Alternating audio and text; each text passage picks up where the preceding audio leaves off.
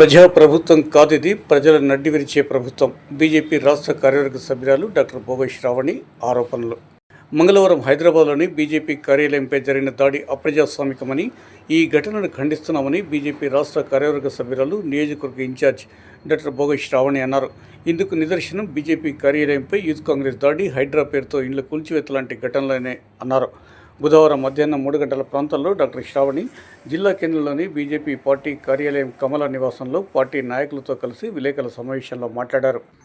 జగిత్యాల నియోజకవర్గ ప్రజలకు హృదయపూర్వక నమస్కారాలు తెలియజేస్తా ఉన్నాను. ముఖ్యంగా ఈ రోజున ప్రజాప్రభుత్వం నడుస్తుంది అని గౌరవనీయులు సీఎం రేవంత్ రెడ్డి గారు గంటాపదంగా చెప్తూనే ఉన్నారు. కానీ నిన్న జరిగిన ఇన్సిడెంట్ ఏదైతే ఉందో, నాంపల్లి బీజేపీ కార్యాలయం మీద దాడి,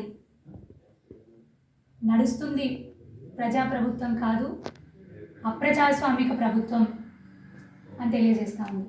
అంతకు ముందు జరిగినటువంటి హైడ్రా పేరు చెప్పుకొని బీదల ఇళ్ల మీద జేసీబీ దాడులు ఏదైతే చేసిందో, ప్రజాప్రభుత్వం కాదు, ప్రజల నడ్డి విరిచే ప్రభుత్వం అని చెప్తా ఉంది.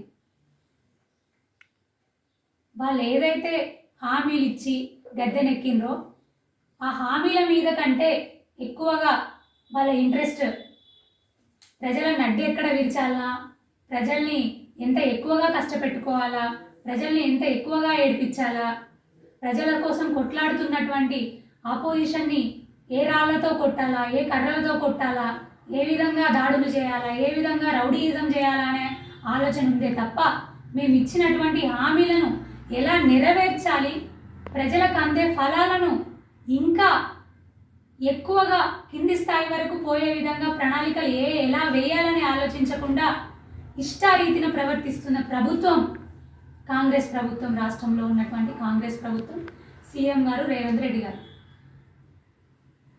నిన్న బీజేపీ కార్యాలయం మీద దాడి చేస్తూ ఇష్టం ఉన్నట్టు రాళ్లతో కొడితే ప్రధాన కార్యదర్శి గారు, బీజేపీ రాష్ట్ర ప్రధాన కార్యదర్శి కాసం వెంకటేశ్వర్లు గారి తలకు చాలా తీవ్రమైన గాయమైంది.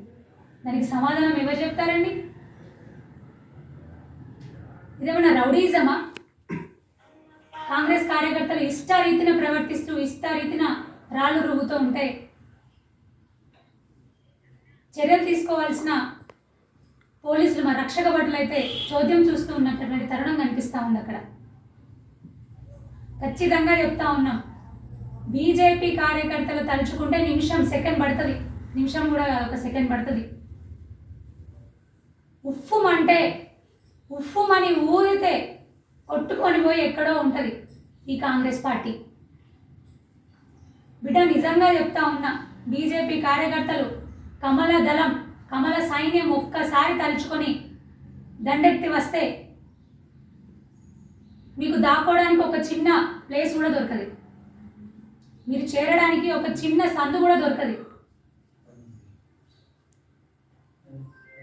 ఎక్కడికక్కడ ఉరికించుకుంటే కొట్టే రకంగా ఉంటారు. కానీ వాళ్ళు ఎక్కడికక్కడ కూడా ఆగుకుంటూ వస్తే ఇష్టారీతిన మీరు దాడులకు పాల్పడుతూ మీరు చేసేది ఇదా? సీఎం రేవంత్ రెడ్డి గారు, మీ కార్యకర్తలకు మీరు చెప్పే విధానం, మీరు నేర్పించే పద్ధతి ఇదేనా? నిన్న కనిపించింది ఒకటి, అందరికీ కనిపించింది. అంతకు ముందు కూడా చాలా వరకు ప్రజల మీద ఎక్కడికక్కడ దాడులు జరుగుతూనే ఉన్నాయి. మొన్నటికి మొన్న జాబ్ల కోసం యువకులు రోడ్డెక్కితే వాళ్ళను ఇలానే రౌడీజం చేస్తూ వాళ్ళని ఇలానే కొట్టించింది. మహిళలు, ఉద్యోగులు వాళ్ళ హక్కుల కోసం, వాళ్ళ హక్కులు మామూలుగా వాళ్ళ హక్కులు వాళ్ళకు రావాల్సిన హక్కులే, మీరు ఇచ్చిన హామీలో ఉన్న హక్కులే అడిగితే పాపం అంగన్వాడీలను, ఆశా వర్కర్లను ఎక్కడికెక్కడ వాళ్ళని కొట్టించిండ్రు. అసలు అంటే మీరు ఎవరి మీద దాడి చేయకుండా ఉన్నారు? ఒక్కసారి చెప్పండి, ఒక్కసారి ఆలోచించుకోండి. సీఎం రేవంత్ రెడ్డి గారు అడిగితే ప్రతి ఒక్కరి మీద దాడి, అక్కడేమో అలా జరుగుతుంది. నిజంగా పూర్తిగా దీన్ని మేము ఖండిస్తూ ఉన్నాము. నిన్న ఏదైతే నాంపల్లి బీజేపీ కార్యాలయం మీద, స్టేట్ కార్యాలయం మీద ఏదైతే దాడి జరిగిందో మేము అందరము ఖండిస్తూ ఉన్నాము.